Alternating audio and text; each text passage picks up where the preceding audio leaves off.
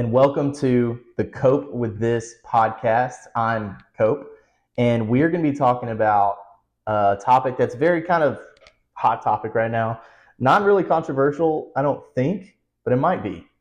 But we're discussing, is the Caitlin Clark Angel Reese rivalry the most important rivalry in sports? Okay, big topic. That's the title of the video. That's what we're going over.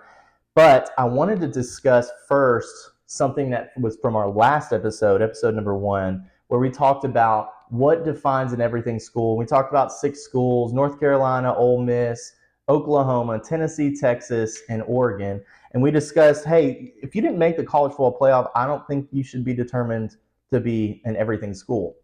Now, I got 1 or 2 comments that I thought were very interesting that I thought we would talk about. One of them was from a North Carolina viewer fan who basically let me know, and I kind of admitted at the beginning, like, I'm not an everything sports educated guy. Like, I know football backwards and forwards, but I don't really know the other sports. And so I kind of got called out in a very fair way, which was North Carolina has won, I think they said 7 national championships in different sports last year. That's a big number, okay? So North Carolina, now your football program, again, and I kind of want to stick to my guns here and say I don't think you can be an everything school if you don't win enough in football, if you're irrelevant in football, which you are, clearly, because you have a new coach this year, right? So football last year, in the year 2024, I know that those other sports matter a lot, but in the premier college sport, I don't think you deserve to be an everything school. That was one. And another one, and I knew this was going to happen. And I even said in the podcast, hey guys, I know one of y'all is going to comment this.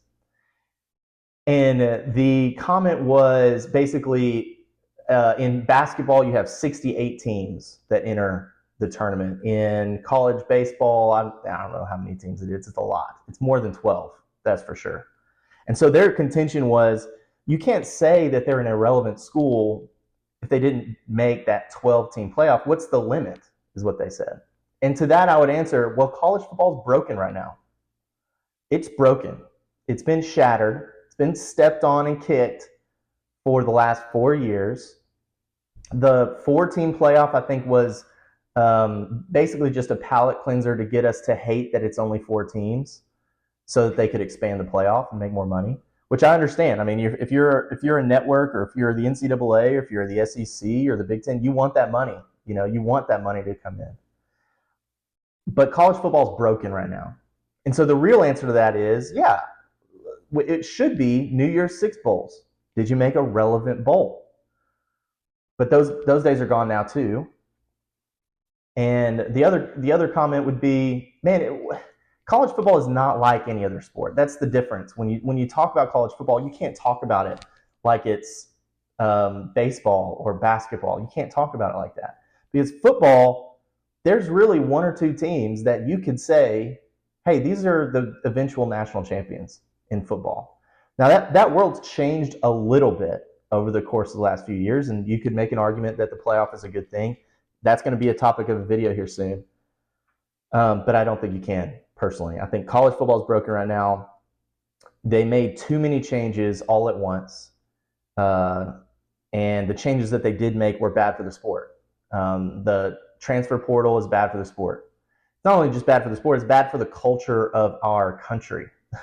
To be able to go to a school and then transfer and they have basically unlimited transfers, no time restrictions. The SEC finally made a restriction that you can't transfer within the SEC in the spring transfer portal, which I think is kind of silly. But thank goodness that means that I don't have to watch Nico Iamaleava at Alabama or something like that. That would be worst case scenario. But it's still, college football was the best sport in America by far. There was the NFL would rival it during the Super Bowl. But there's no sport, the NBA is not as good as college football. I mean, watch the viewership of any regular season NBA game. And even the game that I watched last night, the Pacers and the the Pacers, the Pacers game last night. Terrible to watch. It's just not a fun sport to watch. College football has the most passion, most passionate fans, the games that matter the most, the biggest moments that matter the most. It's the best sport that's ever existed, and they're trying to ruin it basically by changing everything. As an SEC fan, it's kind of crazy that I say this, but the abolition of the Big 12 or the Pac-12 is insane. So, in response to your comment of how can we determine what an everything school is, and I made that argument when I talked about Ole Miss. Ole Miss could have been determined an everything school based off of their football team, because just being edged out of the playoff barely, I can see. But if your football program ends the season, and again, I'll say this till the day I die, if your football program ends the season with a losing record, you are no longer in the conversation of everything schools. You can't talk about the rest of your sports if your football program didn't even end the season at a regular season. Your basketball program barely got past, I think, the second round in the playoffs, in the NCAA tournament, rather. So, yeah, that's what we're going to talk about there. But now we're going to talk about today's topic, which is Caitlin Clark and Angel Reese's rivalry the most important rivalry in sports? And to that, I say yes. Unequivocally, absolutely yes. And here's why I say that. Women's basketball is actually, in a lot of ways, more entertaining than the NBA. And the reason I say that is because the women in the WNBA, they care. They have a lot of passion. Every single game, there's not necessarily a fight, but there's some big passion, some big controversy, some big something going on in the game, and it's because they care about the game. The NBA vilified Draymond Green for his antics and his craziness. Now, he kind of earned it in himself. He went a little too crazy, to be honest. In some ways, you could describe him as the Kanye of the NBA.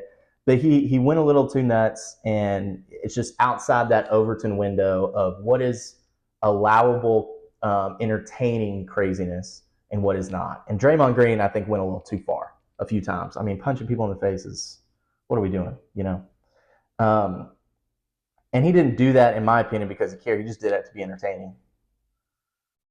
So if that's the case, then that's it. And that proves the point that the NBA needed something. It needed some kind of instigator. It still does. And what's happened to the NBA is it's become kind of cool to not really care. Like Jokic in the NBA Finals a couple years ago, he ended the game after they had won the NBA Finals. Just one of the greatest achievements. I will say it's a great achievement in sports. One of the greatest achievements in sports to win the NBA Finals, just because it's so hard. You got to win this 7-game series and all this stuff. But he gets to the end of it and he says, "Good, the job's done. I can go home." And obviously that clip went viral, but it made it popular to not care in the NBA. It made the NBA players stop caring. And I would say the same thing for SGA, who's in the finals now.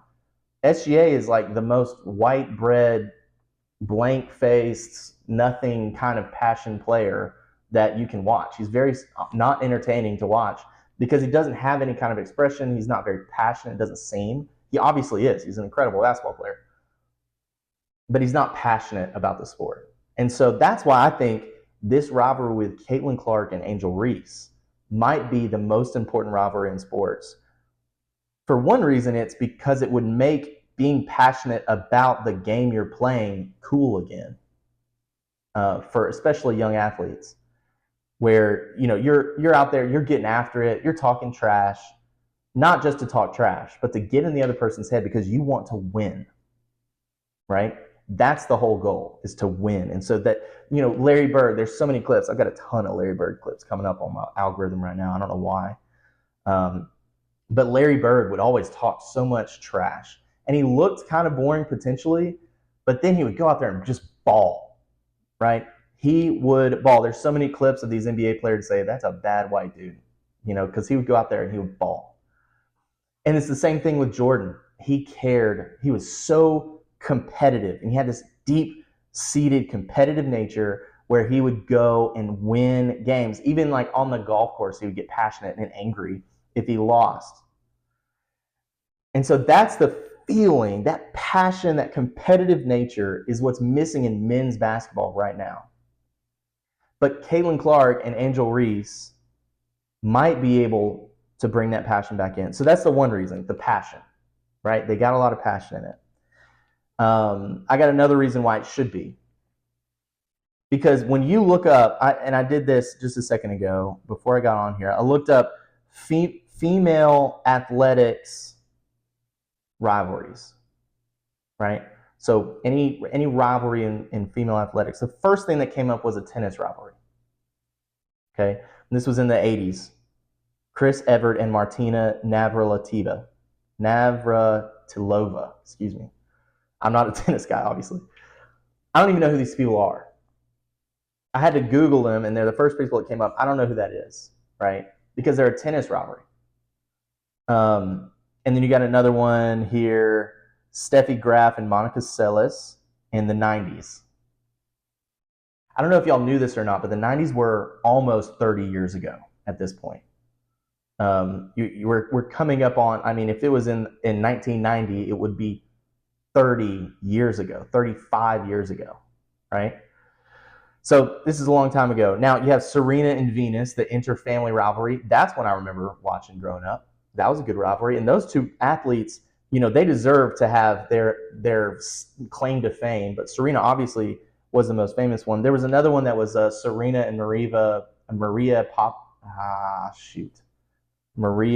something. And I do remember that rivalry. But the funny thing about that rivalry is that it was 22-2, Serena. So you have this lopsided rivalry. And then you have another one where we're talking about Olympics. Now, UConn versus Tennessee is like a 90s and 2000s rivalry that actually was a good rivalry. It was women's basketball. And in all honesty, it brought women's college basketball to the forefront with Pat Summitt and the Tennessee Volunteers winning so many championships and UConn doing the same. You had this good rivalry. And then the next one is Japan versus the United States. And then the next one they brought up was Ronda Rousey and Chris Kyber, which is an MMA rivalry. Okay. Now, to contrast that, I've got individual sports rivalries. You've got Frazier Ali, Brady Manning, Arnold Palmer, Jack Nicklaus, Nadal, Federer, Larry Bird, and Magic, Wilt Chamberlain, Bill Russell, Alex Ovechkin, Sidney Crosby, the hockey rivalry. Messi and Cristiano, Mickelson and Tiger Woods, which was when I was first starting to watch golf. That's the rivalry that I remember is Mickelson versus Tiger. And then you got Packers, Bear, Kobe and Shaq is what they've listed on here. So you have all these rivalries, a ton of men's sports rivalries, but there's just not a good, significant female rivalry other than tennis for individuals, right? Like a Larry and Magic or a Jordan and his rival. But here's what I would say that this makes this rivalry most important is it could be the first real significant female sports athletic rivalry that kids remember growing up, right? Like if you're 9, 10, 11, 12, and you're watching TV, you could see this sports rivalry and think, man, that's awesome, right? So that's the significance of it is important. Now, here are a few reasons why I don't think it will be. Why it could not be, right? We're only 2 years in. And I think the media has a major role to play here. And the way they've covered the Angel Reese and Caitlin Clark rivalry is so atrocious and malicious and non-sports related that it is insane. Everybody's debating on if Caitlin Clark hates Angel Reese or not, or if Angel Reese hates Caitlin Clark or not. And it's like, of course they do. They should. Not because of the color of their skin, but because of the color of their jerseys. They're on different teams. But not only that, they had this hatred of each other during the college basketball finals, right? The college basketball playoffs, where you had Angel Reese doing this to Caitlin Clark, right? which everybody hated, but I kind of liked. I thought I was like, you know what? Tell her. Own it. But what's happened is Angel Reese has gotten so much hate this year. She did last year too, but this year especially. And part of it's all brought on herself. To be honest, there's two reasons why it's brought onto herself. One is because of her outward comments and how that they're misinterpreted because she doesn't answer any questions about them after she says them. She doesn't answer questions about what she means after she says something because she's unfortunately not the most articulate person in the world when she doesn't want to be. But when she said in a press conference last year, she said, the only reason you guys are watching basketball is not because of one person, it's because of me too. And she said that with a lot of passion and passion is the word. She said that with a lot of that. But she didn't mean that it wasn't because of Caitlin Clark. That's not what she said. That's what everybody heard because she refuses to clarify herself ever. But what she said was, it's not just Caitlin Clark. It's because of me too. And the reality is, I can't disagree with her on that.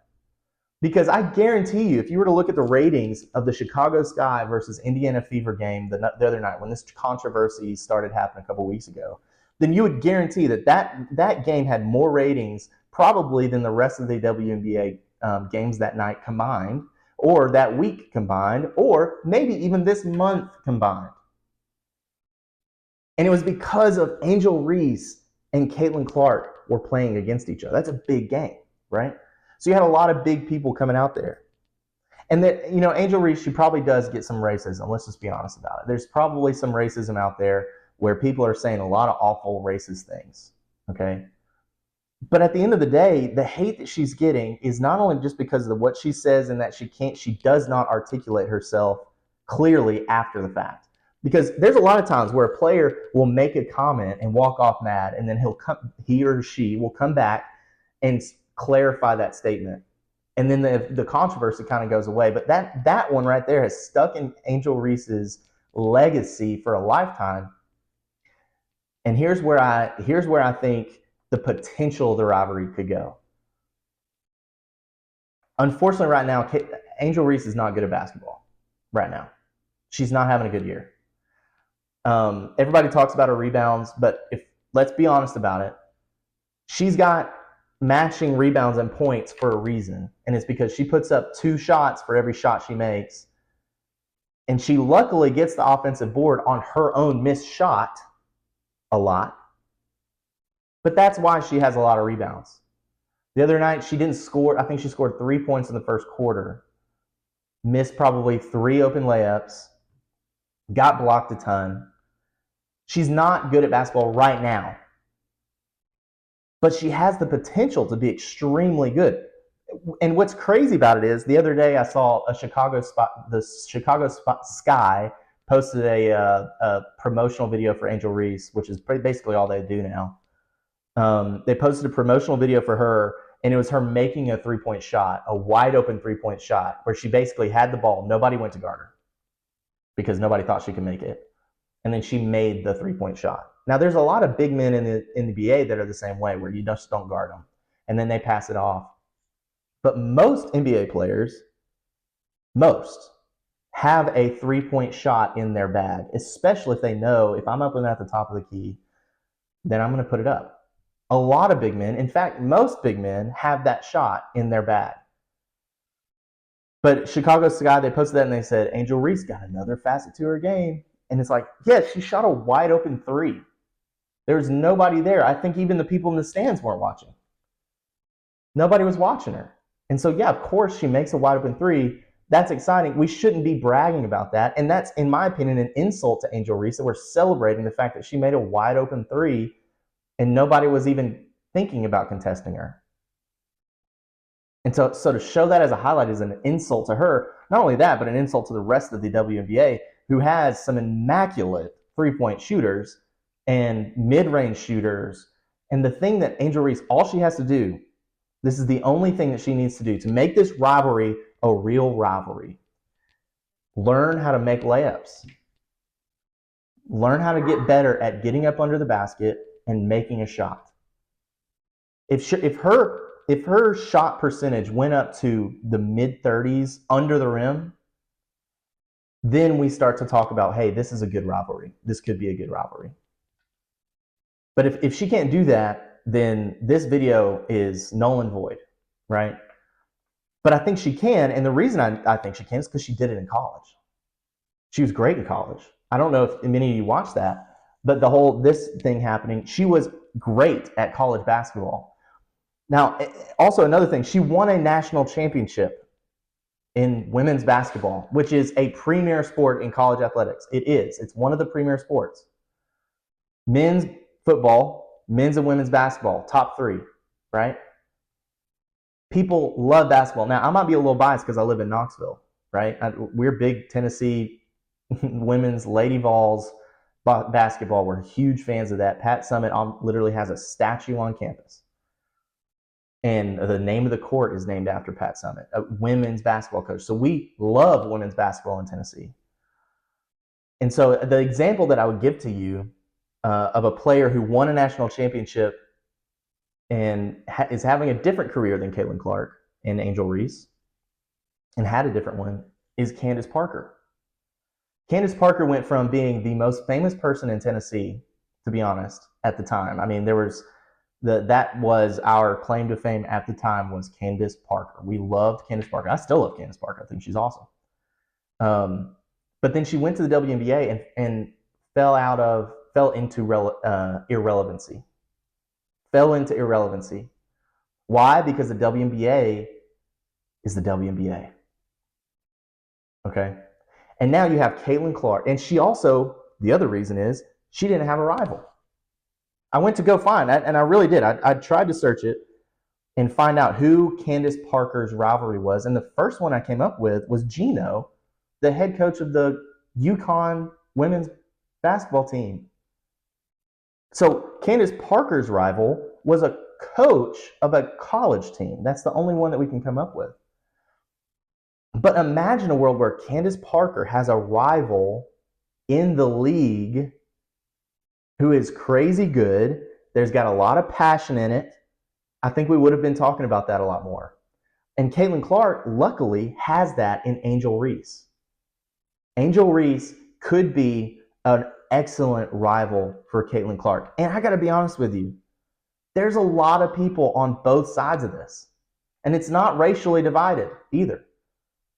Right? Caitlin Clark is a phenom. She's a once-in-a-generational talent.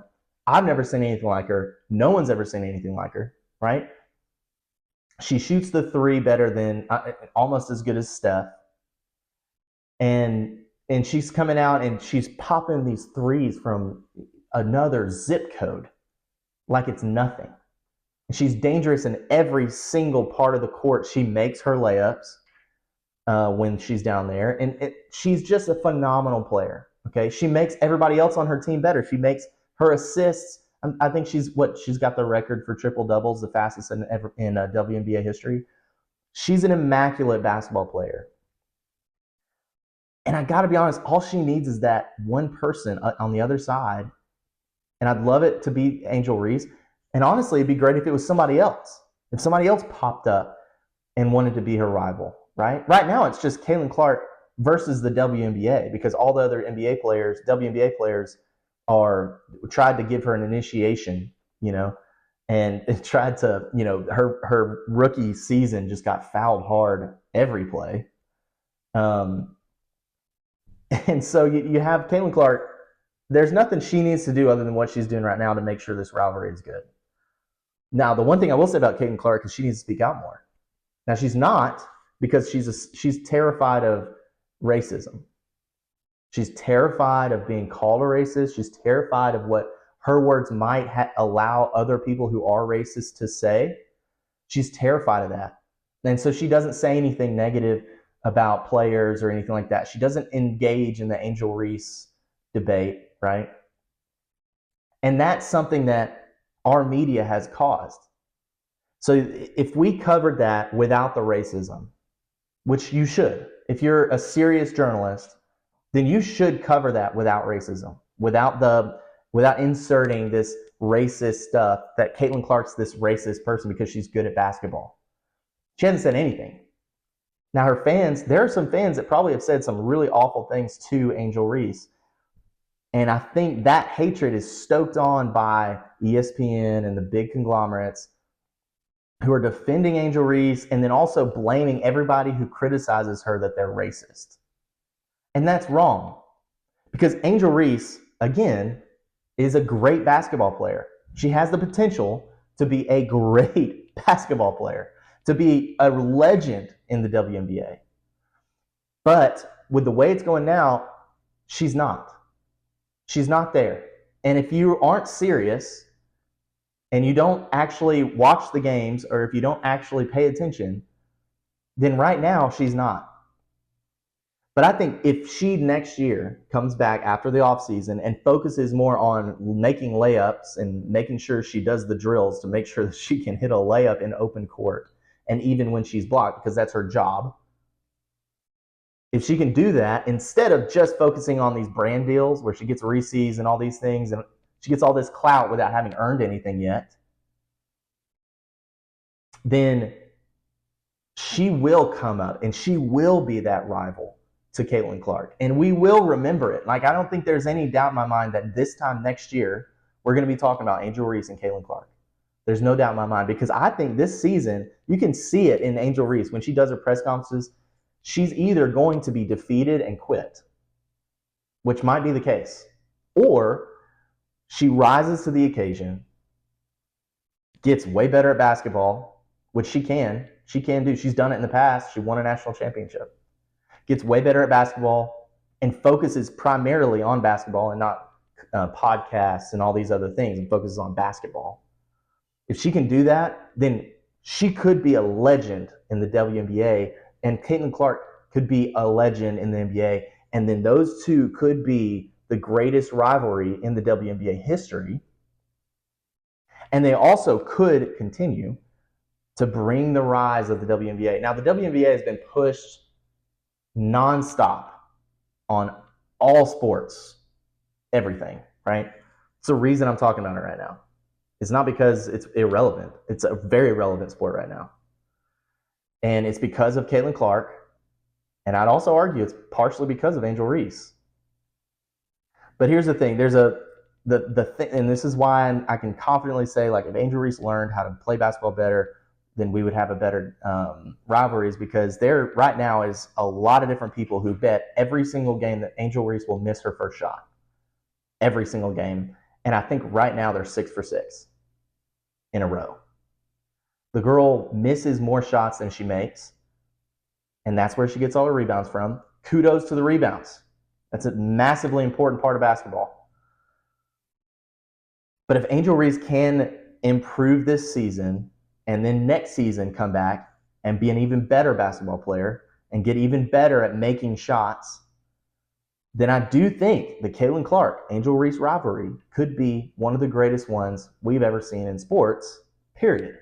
And then when we Google great women's basketball rivalries, that will be one of the first ones that pops up. It won't be tennis from 1970. Okay? So I think it's important, not only just for sports, but for women's sports in general. You have women's athletes who are incredible athletes. I mean, if I was, let's just full disclosure here, this is going to be one of the comments, I'm sure. If I was to walk out on a court and try to play basketball against any woman in above a junior in high school, I'm probably not going to do very well. Let's just be honest.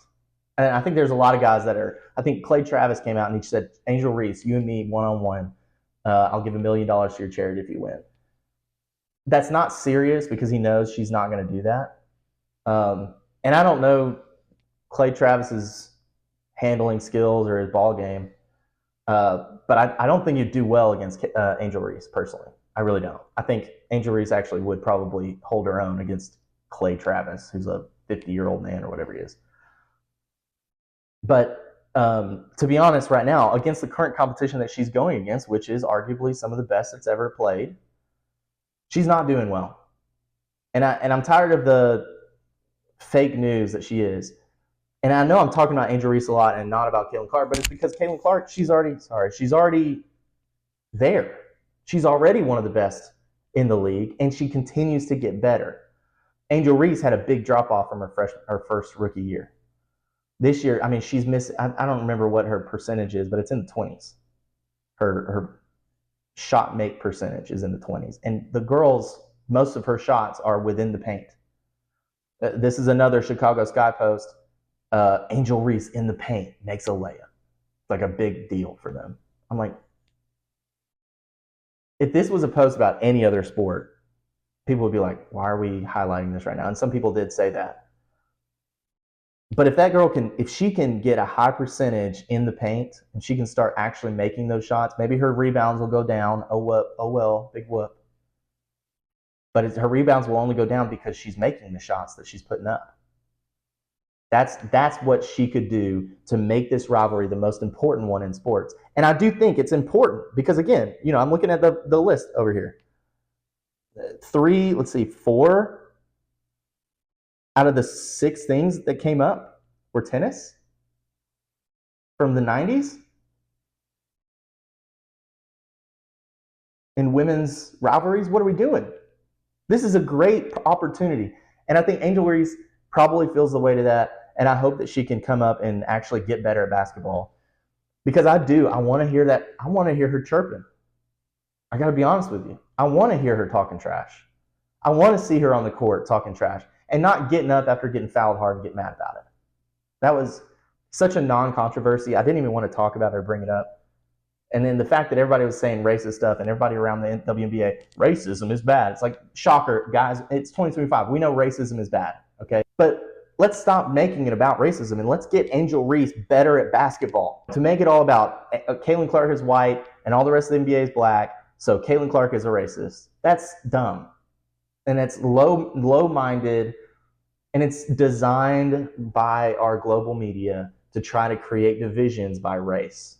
And we're not supposed to do that anymore. It's 2025. You, the viewer, you're better than that. We are better than that as a society to make everything about skin color. We're better than that now. We haven't moved past it because there's still racism, there's still that stuff going on. But to make a premier sport that is majority black and to say that people watch it are racist, what are we doing, guys? What are we doing? We want to bring those people into the sport. We want to bring people who maybe are ignorant to see black women doing extremely good at basketball. You want to see the old Shane Gillis joke about Alabama becoming less racist because of their football team. That's funny, but it kind of is true. Like you when you see excellence from other people, then you stop thinking that you're the best race or people like you are the best. So I think there's this mentality to make this rivalry about race, and this is what's happening when it was Bird versus Magic, right? These same kind of storylines were coming up. There were a lot less push, but there's probably more real back then. But nobody's racist because they don't like Angel Reese. They might be racist and not like Angel Reese, but that's not to say you don't like Angel Reese doesn't make you racist. Now, me personally, I find her, I don't think I could be a best buddy with Angel Reese. Like, I don't think me and Angel Reese would enjoy a beer or enjoy a drink together. Maybe we would. I don't know. I don't know her. We're obviously very different people. But I'll tell you what, I like watching her play basketball. And I like the passion that she brings to basketball. Now, I want the skill level to match up with that passion.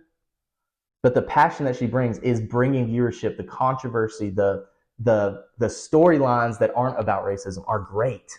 The fact that she beat Caitlin Clark in college, got the ring, right? She got that national championship under her belt and then went to the WNBA. And obviously that's why she has all these deals, all these marketing deals, because of that success in college.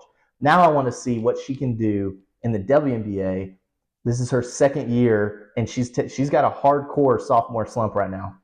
But I think she can get better. So that's my opinion. I think this could be the most important rivalry in sports. And I think right now it might be because maybe it'll help people see how stupid bringing racism into everything is. How dumb it is. to pretend like you cannot like a player because of the color of their skin, and that's the reason you don't like them. No, it might be because that player is hateable. Maybe because you root for another one. For instance, I hate Tom Brady. I hate Tom Brady. Actually, this is a better one. I hate. Sorry if that was too loud on the mic. But I hate Nick Saban. I hate that man so much. Watching him on College Game Day every day or every Saturday made me want to vomit. And when he'd say something funny and I wanted to laugh at it, I couldn't because I hated the guy so much. You know why? Because for almost 15 years, he ruined my life as a Tennessee athletic sports supporter, for a Tennessee football fan. He ruined my life. He got how many coaches in college in the SEC fired? He ruined my life in that time period. Not only that, he was a jerk. He's an old man and he's funny now and but I hate his guts, right? And guess what? He's a white guy. So he's supposed to be, based off of what the media says, I'm supposed to love him because he's a white guy. No, I hate his guts. I hate his guts. And so that's how sports fans are. You're supposed to hate the people you're in a rivalry against. You're supposed to. If you don't, then there's something wrong with you, or you don't care about the sport you're playing or watching or a fan of. So to me, it's like to bring race into sports is one of the best ways to ruin the WNBA. To make it, oh, you don't like Angel Reese, you must be racist. Or you like Caitlin Clark, you must be racist. Well, guess what? I kind of like them both because I'm kind of outside of the rivalry. I'm not in it. I'm not an Indiana Fever fan. I wasn't a Caitlin Clark fan because she wasn't in the SEC, so I didn't really care about her. I respect her, and I think she's fun to watch. Don't get me wrong. Like, I'll turn on a Caitlin Clark game and watch it, and it's entertaining because she gets after it. She cares. Same thing with Angel Reese, though. Problem with Angel Reese is right now she's not playing good basketball for a WNBA player. So I'd love to see her get better at basketball. I'd love to see her and Angel Reese, or Caitlin Clark and Angel Reese, to go at it again. I'd love to see another hard foul. You know, I'd love to see them passionate about the game, because what it does is these kids, these young women probably who are watching college basketball will watch it and say, they care. I need to care. This is what it looks like to care about my sport. Right? And so they can be role models, and they can be, or Angel Reese could succumb to the criticism and give up and just go into podcasting and sportscasting or whatever she does. But I hope that's not the case. I really do. I hope this rivalry gets after it, because I want to be able to, when I have a daughter, Google great women's rivalries and see Caitlin Clark, Angel Reese right up there at the top. Or Angel Reese and somebody else, or Caitlin Clark and somebody else. Somebody to be a great rivalry in women's sports. Okay, so that's my case. I'd love to hear what you think. Comment all the things you want to comment about Angel Reese and Caitlin Clark, and let me know what you think. I'm obviously not a huge WNBA expert, but I think that kind of qualifies me a little bit to speak onto what it looks like to get fans into your sport. Because, again, and I'll say it again, Angel Reese was right. I didn't watch the WNBA because of Caitlin Clark, because I don't watch any Caitlin Clark alone games. The only game I watched was Caitlin Clark and Angel Reese going against each other. That's the only game I watched. So I think we have to get into this mentality and say, hey, this could be a great sports rivalry. And I think it will be if Angel Reese gets her stuff together and starts playing good basketball. I think it will be the most important sports rivalry that we've ever had. That's my take. I'd love to hear your comments. Like and subscribe to the video. This is the second podcast we've done here, and it's just me talking, so I understand if you haven't even made it this far. But if you've made it this far, like and subscribe to the video. Let me know what you think. I want to hear your comments. Until next time, this is the Cope With This podcast, and I'm Cope. We'll talk soon.